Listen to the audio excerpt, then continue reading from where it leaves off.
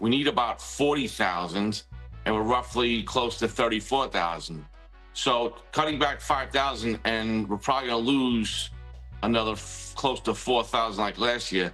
Recipe for disaster. Public safety is the key to New York City. America, a socialist mayor looked at the crime data and put 580 new officers in his budget, with 185 of them going directly to the Bronx. He defended it himself. His commissioner defended it. He put it in writing. Then 70 activist organizations. They sent him a letter the night before the vote, not a week before, not 3 days before, the night before. He called the city council speaker and told her the cops were gone.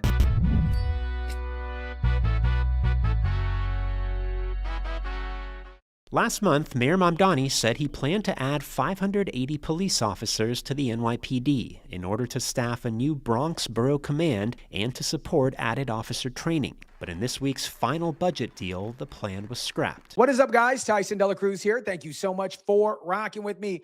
Zoran Mamdani. He's obviously the mayor of New York City. He's 34 years old. He is a Democrat socialist. A Democrat socialist, basically meaning that he believes the government should play a far larger role in controlling industries and services. He ran on that openly. During the 2020 Defund the Police movement, he called the NYPD, in his own words, public record, he called them a racist, anti-queer, and a major threat to public safety. That man looked at the Bronx crime numbers. He sat with his police chief commissioner, Jessica Tisch, someone who he personally appointed. He put 580 new officers in the city fiscal's year budget for 2027.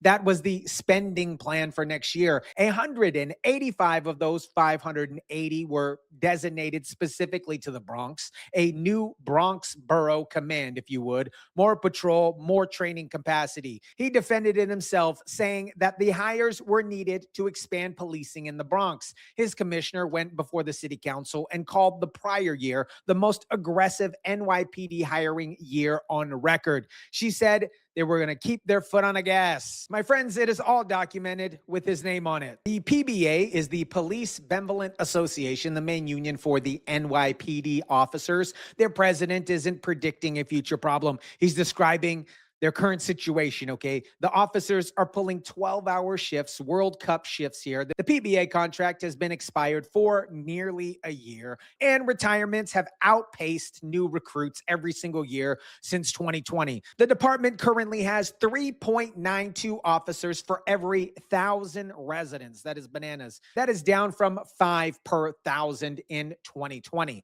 The city grew and the enforcement shrank. Mamdani knew all of this. The 580 existed because he knew what was going on. June 25th, 70 organizations marched in City Hall with their signs. The Democratic Socialists of America, Mamdani's own political organization, the New York Communities for Change, the Desi Rise Up and Moving, several state legislators and council members, they hand-delivered a letter. The letter, you promised to keep the headcount flat at 35,000. Honor that promise. 5 days later, the night before the June 30th budget deadline, Zoran Mamdani, he picked up the phone. Hello. Thank you. Come again. He called me late last night to tell me it's not a decision I agree with. We have now a police force that is less than on 9/11, yet the city has grown substantially. City Council Speaker Julie Menin is a Democrat, Mamdani's own legislative partner. She found out the night before the deadline that the 580 officers that she's been pushing for 4 months were gone. Finito burrito. Not through a staffing brief, a late night phone call. Thank you. Come again. Republican council member Frank Moreno. We were not told we were getting these 580 cops for a month. I don't understand why the day before we didn't get this budget. That's when all of a sudden things changed. He called it a slap in the face, an assault on public trust. 6 city council members voted no on the final budget. 5 which were Republicans. The 6th was a Democrat who agreed with Moreno. Many went on record the next day. We're talking about grapes, felony assaults, subway crimes, and hate crimes are absolutely on the rise in New York City. It's crime infested. She said she was deeply disappointed at the 11th hour reversal. And Tiffany Chabin, the council member who identifies as queer, went on public accounts and posted a Canva-style graphic on social media. It said, no cops, no cops. The Bronx was getting 185 officers. It got a graphic instead. It got a graphic.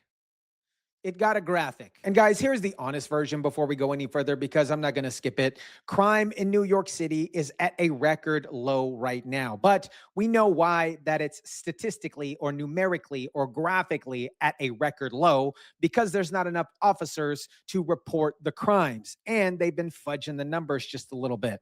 We know this. If you haven't seen videos on that, please go back and check them out.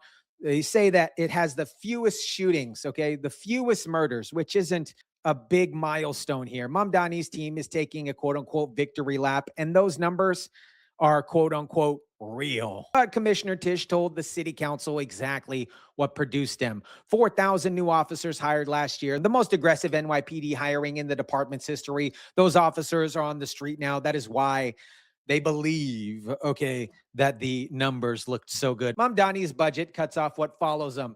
His own council speaker confirmed the detail of the aggregate stats. Don't compare. Subway crimes, rapes, felonies, assaults, hate crimes are moving in the wrong direction. Whether that trend holds depends on how you show up next year or the year after that. Both things are true simultaneously, and I'm giving you both so you can make your own decision here. The letter writers, the same thing as the whistleblowers, called this fiscal responsibility. They cited the $25 million the city saves by not hiring 580 officers. I want you to hold that number for a second here. Now I want you to look at everything else in the budget here. Mamdani's brand new Office of Mass Engagement created by this administration. There's been no prior history of this, no inherent obligation. You wouldn't believe this, receives $54 million. That's more than double the money saved by cutting the cops. More than double. Okay. And that same budget allocates $86.4 million. Let me rewind that back for everybody. $86.4 million for immigration legal services specifically designed to help New York push back against federal immigration enforcement, basically resisting ICE. That is a documented function in the city of New York. The budget is a public document, and I'm reading the public document here. He found $54 million for a quote-unquote new PR office. He found $86 million to fight the federal government. He saved $25 million by leaving the Bronx without 185 officers. What? The math isn't an opinion here. It's the line items, okay, you guys? The budget is completely different than a speech. It is not a press release. It is the trusted document a government produces because it shows you where the money is actually going or where it goes. Look at what gets cut first here and what never gets touched. And I'll tell you who the mayor is actually working for. $5.6 million for the Office of Racial Equity, $4.6 million Commission on Racial Equity, $835,000 Commission on Gender Equity. Tell me how all these programs are going to help when you're getting robbed in the middle of the street. Someone in a city hall budget office went through the document line by line here. They saw the NYPD request for 580 officers. 85 of them headed to the poorest borough in New York City. They moved $25 million somewhere else, and they fully funded a brand new $54 million communications office that didn't exist before Mamdani took the job. Both decisions are on the same page, the exact same document, the exact same signature. John Shell spent 30 years inside NYPD, finishing as chief of department, the top uniform officer in the entire force. He watched those decisions get made and called them an absolute recipe for disaster. Not because the Equity Commission isn't real, because a gender equity commission doesn't show up when the calls come in at 2 in the morning. We need those officers. We've been pushing for those officers, so that is something I'm deeply disappointed at that 11th hour decision. Public safety decisions should be driven by what we need and what neighborhood needs are, not ideological pressure. And unfortunately, I think that's what happened here. A Democrat and a Republican, both on camera, are reaching for the same words here. Ideology, not math. Both people have full access to the budget document. They're not operating from different facts. They're operating from the same facts and landing at the same exact place. Now, here's the reveal that no outlet is running here. Every NYPD officer eligible for retirement watched what happened in a 24-hour window. Mamdani publicly defended 580 new hires. His commissioner was on record here, okay? The document existed. Then, miraculously, an activist base sent a letter, and by midnight, the cops were out of the budget. An officer with 20 years in the force, pension eligibility, job offer in Florida where the pension income doesn't get taxed, a contract that has been expired for a year. That officer did a calculation here. The Canva graphic gave them the last little piece of information that they needed. And here's the part that actually matters about all this. Officers don't leave in a press conference. They leave in retirement paperwork. And that paperwork typically comes in 6 to 12 months after a moment exactly like this one.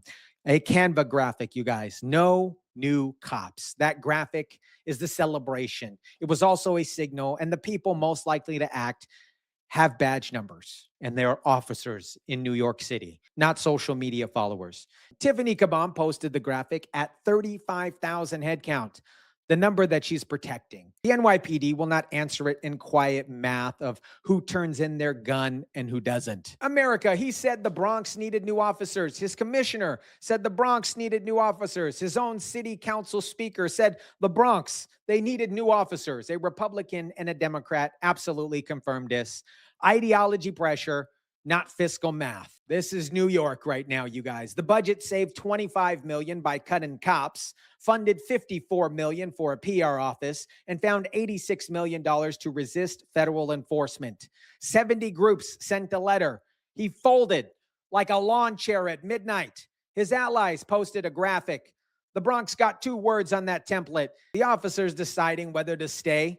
They got the answer. When the NYPD retirement numbers come in next quarter, I'll be there. Let me know what you guys think about this. Drop it down in the comment section down below. Smash the like button if you kindly would. Share, subscribe, and as always, guys, I'll catch you on the next one.